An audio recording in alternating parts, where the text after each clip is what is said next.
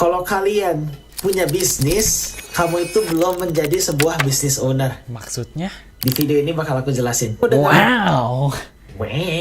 Di video ini aku bakal ngejelasin satu pelajaran yang aku belajar dari papa kita sendiri, si Papi. Cuman Papi munyanyo. ya ada kemungkinan ini videonya ini informasi juga bukan cuma dari Papi doang sih. Yang autornya siapa sih, Ri? Barusan di research. Dibuat sama Boston Consulting Group, which was created by Bruce Henderson in 1970. Dan dia siapa? Manager. Consultant. Cuman Raymond tahu kan info itu? Employee, self-employed, business owner, investor. Oke, di episode ini bakal kita bahas apa yang kita belajar dari papa kita, yaitu seorang business owner. Aku adalah perantau pertama, namaku adalah William Harrison. Aku adalah seorang business development manager sudah lebih dari 10 tahun di Australia. Dan aku side job seorang entrepreneur dan seorang investor juga. Halo, saya seorang AI engineer. Saya sudah tinggal di Singapura selama 10 tahun ke belakang. Side job aku apa ya? Konten kreator. Aku bikin konten di TikTok, silahkan cek. Aku main gitar, lihat tuh gitarku banyak banget.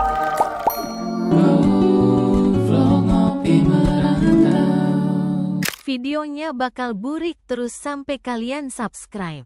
Buruan subscribe makanya. Emang kamu gak investasi, Aku Ri? investasi ya dikit-dikit lah. Dikit-dikit berapa? Nggak nyampe $10,000. Bukan, kamu investasi dikit-dikit, kamu lebih banyak nyimpen cash, lebih banyak nyimpen aset. Cash. Kirain Raymond banyak nabung aset. Ya sudah, nggak penting. Koko nggak pegang cash sama sekali. Maksimum cash Koko sekarang berapa sih? Sekarang aja dompet Koko ya, selain accountnya VVG, $270 cash Koko. Minggu depan kayaknya nambah lagi dikit, cuman Koko nggak ada cash sama sekali. Yang lainnya semua di aset, di saham, di mutual fund, di ETF, di cryptocurrency, dan lain-lain. So, di video ini aku bakal ngejelasin tentang 4 kuadran bisnis. Jadi sebelum kita masuk ke bisnis, kita semua itu, kalau kita merintis, kita pasti menjadi satu occupation, yaitu employee. Employee itu tuh orang yang menukar waktu untuk menjadi uang. So, an employee sells their time in order to trade it for money. Jadi kalau misalnya kamu punya kerjaan, kamu kerja dari jam 9 sampai kamu kerja dari jam 9 sampai jam 5 sore, 9 to 5 every Monday to Friday. You're technically sharing your time and your skill to your employer. So that is an employee. But waktu itu satu aset yang limited. Gara-gara waktu itu satu aset yang limited, itu cuma one way transaction. Kamu pernah ngeliat yang box umur gak sih? Sampai umur 80 sampai umur 100 tuh kotaknya ada berapa? Kamu umur 20 tuh dari 1/4-nya. Kalau kamu hidup sampai umur 100, amin ya, berarti itu baru 1/5-nya.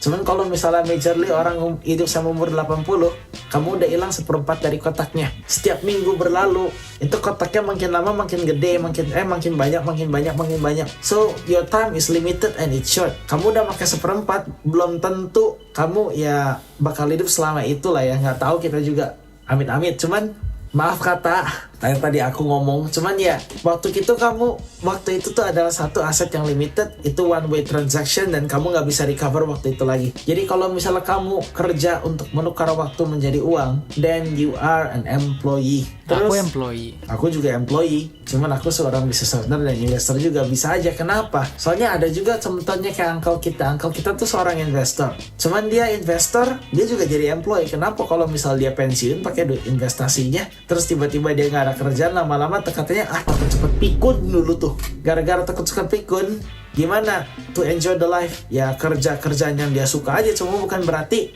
lu kerja tuh cuma buat survive. Lu kerja soalnya emang lu suka kerjaannya. Jadi kalau misal lu skill pun hilang kerjaannya atau kayak gimana pun itu, ya you're not in trouble gitu ya. And you basically work not because you want money, you work because you have the option and you just feel like it. Itu udah di level atas. Cuman kalau misalnya lu masih kerja untuk uang and you treat your time into money, then you are on kuadran nomor 1, which is employee.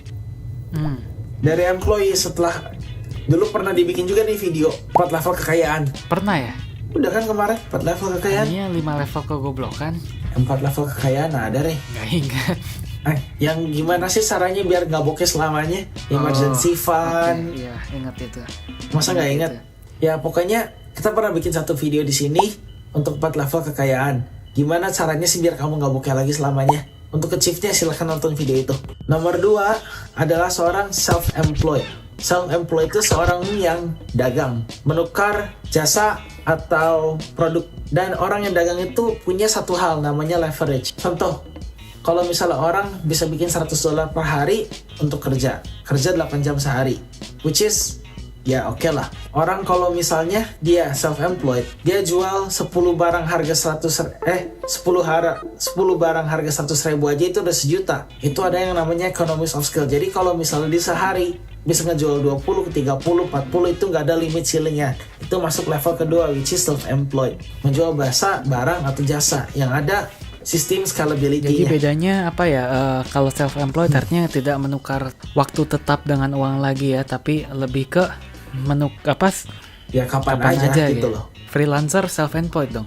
Ya, freelancer self-employed. Kalau misalnya itu soalnya freelancer itu tuh kontraktor, cuman self-employed itu tuh emang menjalankan bisnis. Akan tetapi mereka nggak terlalu punya leverage sebanyak business owner dan sebanyak investor. Kenapa? Soalnya self-employed itu ownernya harus kerja sendiri. Jadi ownernya dagang sendiri, ownernya nge-operate sendiri, ownernya ngerjalanin sendiri. Itu namanya self-employed. Mereka kadang punya leverage of scale. Like scale as if in jual barang bisa 10, 20, 30, 40 kan marginnya beda ya. Cuman kalau misalnya mereka harus masih operate mereka sendiri, mereka harus jalani sendiri, belum punya sistem, belum punya apa, itu mereka masih self-employed. Nah, moving on dari self-employed menuju business owner. Yang ngebedain orang self-employed dan business owner adalah sebuah sistem di mana antara satu, kita mulai bisa beli waktunya orang lain untuk leverage waktu kita sendiri supaya melakukan hal-hal yang emang lebih produktif, supaya melakukan hal-hal yang emang lebih bermanfaat lah, yang lebih bermutu. Buat ad hoc task dan lain-lain, hal-hal yang bukan nggak bermutu sih, emang semuanya juga bermutu. Cuman untuk menjadi sebuah business owner, yang dibutuhkan adalah sebuah sistem di mana lu juga bisa beli waktunya orang lain.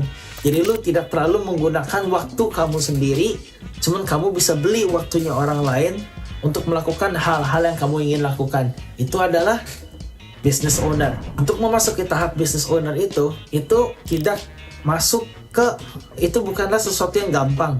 Kenapa? Soalnya bikin sistem, bangun human resource, manajemen dan lain-lain. Aku juga pernah udah diskusiin perjalanan bisnisku yang di sana itu gak gampang dapet dream team. Terus kalau misalnya orang resign harus kayak gimana, ini tuh banyak banget. So, bikin sistem yang emang bener work dan emang bener sustainable to the long term itu, it's not easy. So, orang tuh banyak yang stuck dari kuadran 2 menuju kuadran 3, which is dari self-employed menuju business owner. Jadi untuk itu, kamu harus membangun sebuah sistem, udah aku jelasin berkali-kali sih tadi.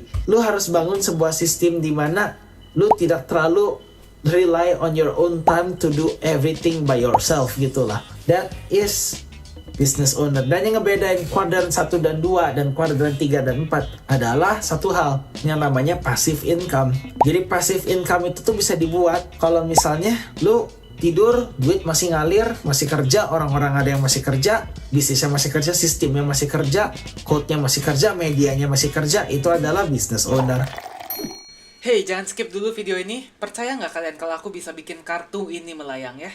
Kalau aku bisa, kalian harus janji subscribe ke channel-channel kami dan tonton video kami yang lainnya ya. Ayo kita lihat. Hey, melayang beneran ini. Sesuai janji.